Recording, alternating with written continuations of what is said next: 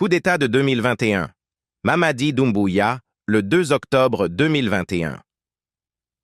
Doumbouya a été l'instigateur du coup d'État guinéen du 5 septembre 2021, au cours duquel le président guinéen, Alpha Condé, a été arrêté.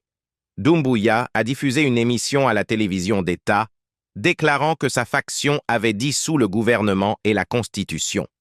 Il a également indiqué que le Comité national de réconciliation et de développement, CNRD, a été contraint de prendre ses responsabilités après la situation politique désastreuse de notre pays, l'instrumentalisation du pouvoir judiciaire, le non-respect des principes démocratiques, l'extrême politisation de l'administration publique, ainsi que la pauvreté et la corruption.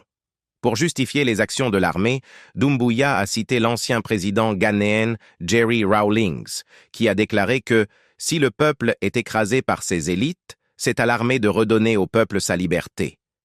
Président par intérim de la Guinée, 2021 présent, Mamadi Doumbouya, le jour du coup d'État. Après avoir pris le pouvoir, il avait dit au ministre de ne pas se révolter contre lui lors de sa première réunion. Il considérerait cela comme un acte de rébellion.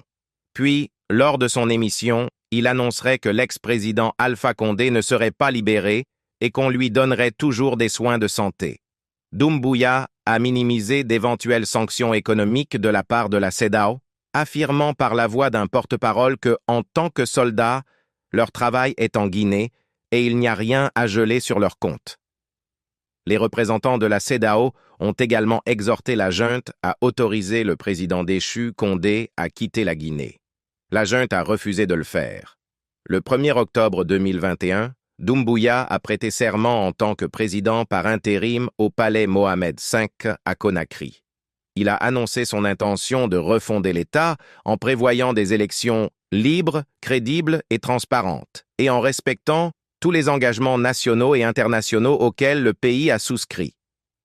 À l'occasion du 62e anniversaire de l'indépendance du Mali, Doumbouya a rencontré Assimi Goïta, au cours duquel il a été accueilli par lui. Ils ont discuté de nombreuses questions lors de sa visite. Doumbouya a rencontré Paul Kagame du Rwanda dans son pays de Guinée, où il a été le premier à le rencontrer depuis le coup d'État guinéen de 2021. Il s'est inspiré de lui pour réformer et réconcilier sa nation, comme Kagame l'a fait avec le Rwanda. Les manifestants anti-gouvernementaux ont été menacés de prison à vie par Doumbouya et la junte.